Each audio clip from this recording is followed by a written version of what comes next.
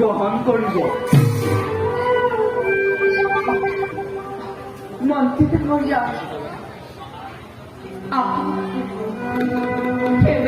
দুঃখ নিবে না, আপনার জ্ঞান পুরুষর হং পালে আমারও একটু লাগে। মন্ত্রী ডাঙরিয়া সুখময় বুঝিব পাৰিছো, কিন্তু আপুনি অধৈৰ্য নহব। মাতি থৈ আহিছো যুৱৰাজক আপোনাৰ কাষলৈ। জন্মদাত্ৰী মাতৃ আপুনি, আপুনি ক'লে নিশ্চয় শুনিব যুৱৰাজে।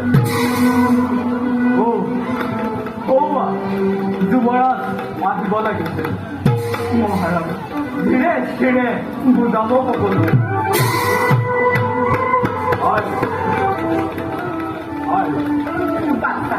উত্তর খেলা মন্ত্রী বলে তোলে, তুমি বলে মাতিছিল মাতিছিল কোন কোয়াই কিবা আজ্ঞা পুত্রের প্রতি বাচ্চা মাতি মাতি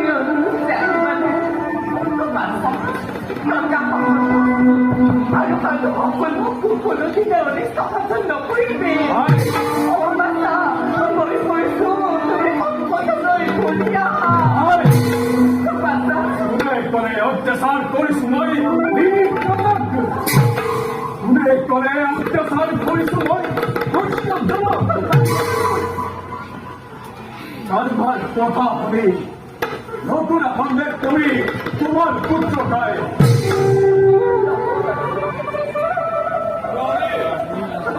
তোমার সুপরামর্শ তার কর্ম ভিন্ন করে তবে আদি অযোধ্যার সমগ্র প্রজায় তোর অত্যাচার হাহাকার করে,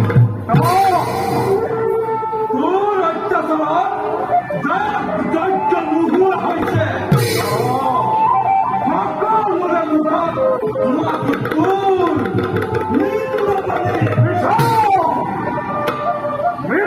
কথা পিতা শুনে তোলে অত্যাচার করিস মই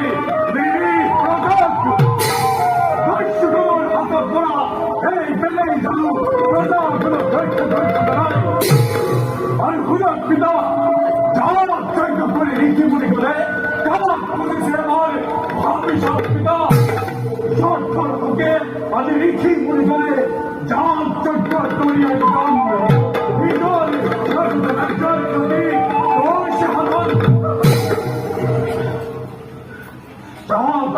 করি রীতি মনে করে অনর্থ প্রখর করি অপচয় ভাল ভাল বদ্ধ বস্তু বিলাক নদীর ভূতত কিংবা অন্য স্থানত কালিমায় দিয়ার পরিবর্তে সমাজের দুঃখীয় আর ভিক্ষুক শ্রেণী দান ভগবানক সন্তুষ্ট নকরে কিয় একজন ভিক্ষুকে ঘৃত মধু শত্রুরে দেখাব নাই আৰু তার দ্বারা অভিযুক্ত দিব এইবিলাক কেনে নীতি পিতা যদি ভগবান বুলি কিবা বস্তু আছে যদি তেওঁ সৰ্ব বিৰাজমান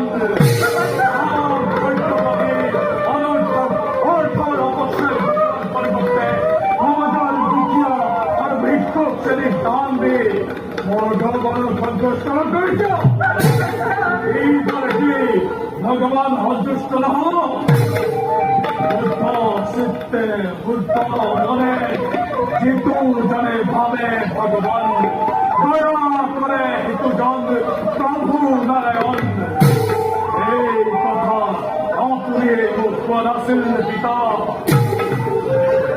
পিতা যজ্ঞর বিনা যদি ভগবান সন্তুষ্ট নয় তেন্তে মই এই ভগবানের অস্তিত্ব কোনোদিনে নকৰো